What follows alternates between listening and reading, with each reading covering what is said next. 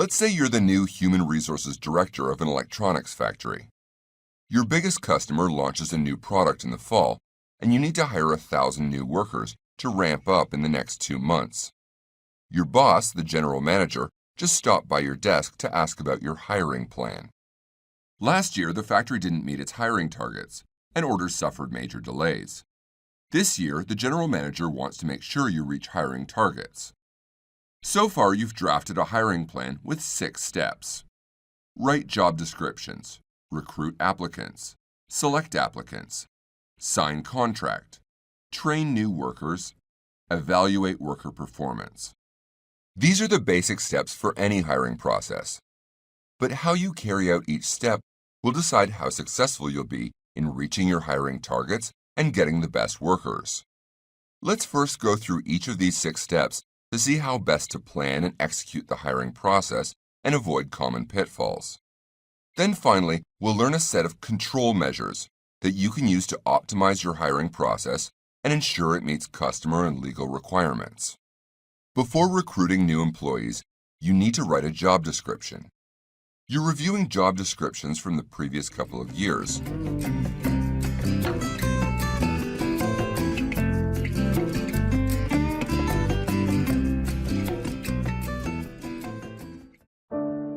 Welcome to this lesson on recruitment.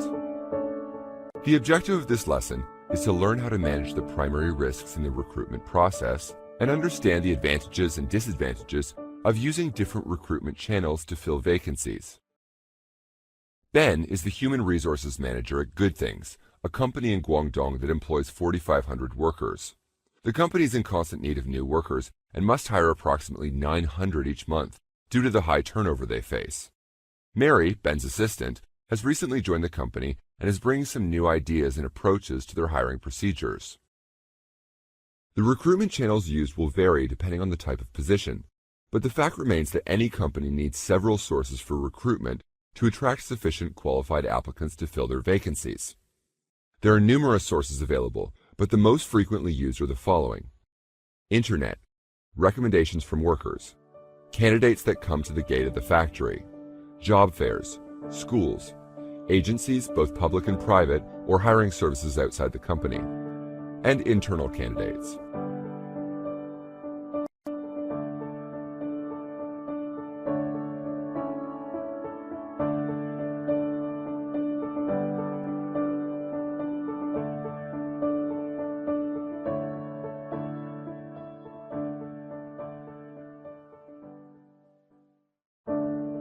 Welcome to this lesson on working with labor brokers.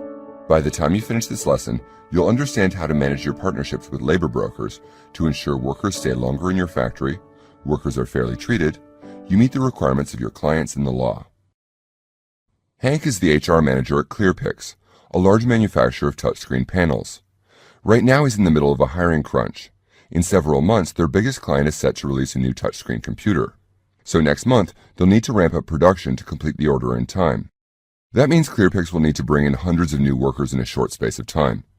Hank has already used up all his usual hiring channels of job fairs, worker referrals, and internet job postings, and he's still hundreds of workers short.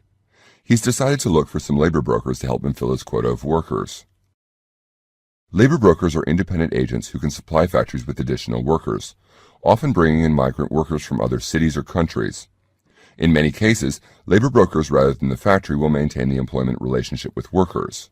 They can help understaffed factories meet their quotas and save time on hiring. Clearly, labor brokers can provide a useful service for factories. However, would you consider labor brokers to be your first choice of recruitment channels, compared with other options such as worker referrals and job fairs? Yes, labor brokers are our preferred channel for recruitment.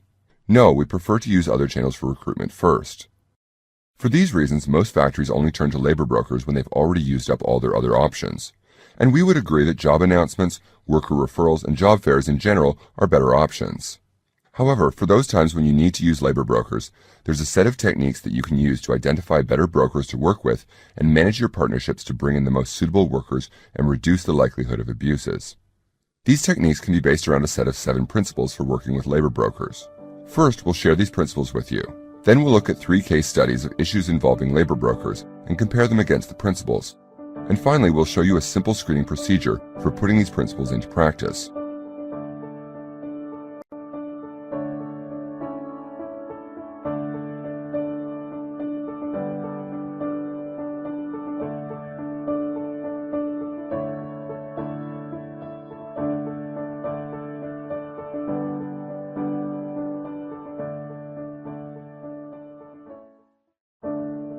Welcome to this lesson on working with students and young workers. During this lesson, you'll learn how to employ young workers and students in a way that meets the law and protects their health, education, and well-being. Set up management systems and internal controls to protect young workers. Sean is the HR manager of a large toy factory called New Fair. He's been under a lot of pressure recently. Peak season is getting close, and he'll need lots of new workers, but the recruitment process is going slower than ever. He knows that some of the other factories nearby take on temporary young workers through technical and vocational schools. Students at these schools look for internships during the summer holiday, which matches up with New Fair's peak season. If they take on some of these student workers for a few months, it could alleviate the recruitment pressure. New Fair will get the temporary workers they need for peak season, and the students could get work experience. Which of the following workers could be considered student workers? Juvenile workers, work-study students, interns.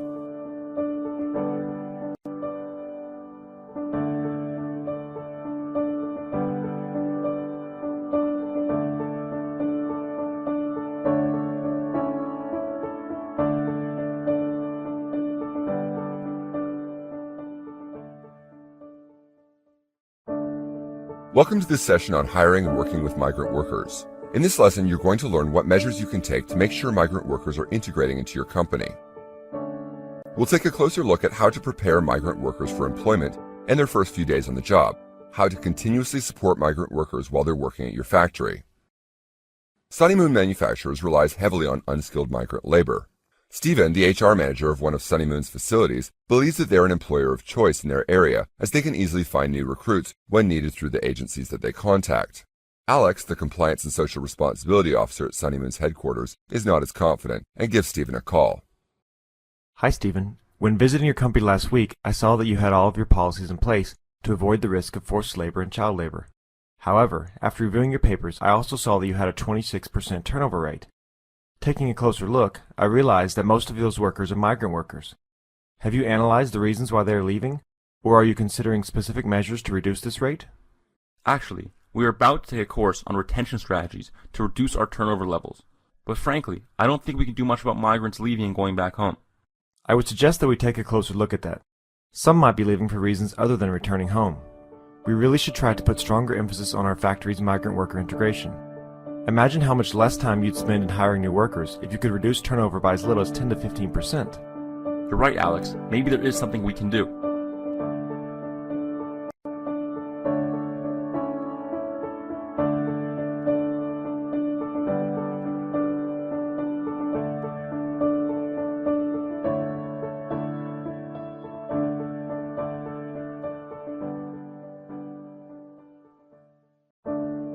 Welcome to this lesson on giving workers the best possible start. This lesson will help you understand how a worker's first impression of their new job affects their productivity and retention. Learn how to plan for a worker's arrival to your company. John's alarm clock just went off, but he's still in bed. It's his first day at his new job, but he's dreading it already. He recalls how he felt the last time he started a new job, and he doesn't want to experience the same thing again. John's thinking, When I arrived, there were many new workers, and no one knew where to go or what was going on. I was told to go to floor B3, and I got lost on my way there. When I finally found B3, the supervisor was very mad at me for being late. I felt really bad and lonely. Some workers arrive very excited and eager to begin, but at the same time they also feel anxious about all the uncertainties of starting a new job. They have to face a new environment, meet new people, learn new names, remember different locations, and most importantly, make a good impression. It's important that you make new employees feel valued and welcome, because those first few days will determine how soon they'll become productive and how long they'll stay in your company. Hi, my name is John, and it's my first day on the job. I was informed that I would start in the packing department, but I'm not sure. Hi, John. Welcome to Belfield Fashion. I'm Marianne, the receptionist. I'm happy that you have joined our company. Yes, it says here that you were assigned to the packaging department. There are 2 additional new packers that will start today too. Please wait a moment. I will tell Peter, your supervisor, that you are here. Thanks. In our example, Peter is escorting only one new hire around, but this is not usually the case because companies typically hire and orientate in groups. Imagine that Bellevue Fashion hired 100 workers at once. How should they handle reception? They can only do appropriate reception of workers if they have fewer than 10 new hires at one time. When companies hire 100 workers at once, reception needs to be very well planned to ensure that it is effective and organized. If 100 new employees come in at one time, we would just sit them all down in a large room, have a quick conversation with them, and have them sign their contracts, because logistically there are just too many of them to do it differently.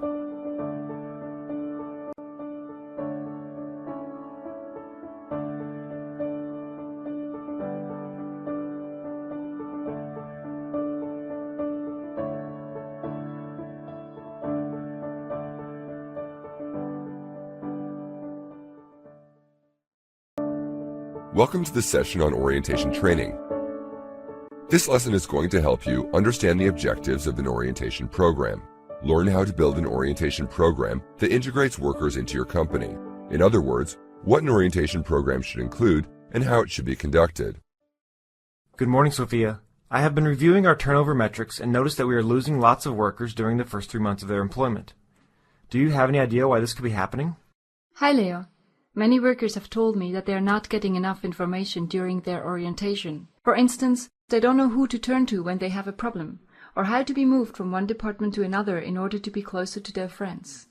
Do you think those could be some of the reasons why so many workers are leaving? Yes, I believe so. If you want to, I can schedule a meeting with the HR team involved in the hiring process to see how we can improve the orientation program.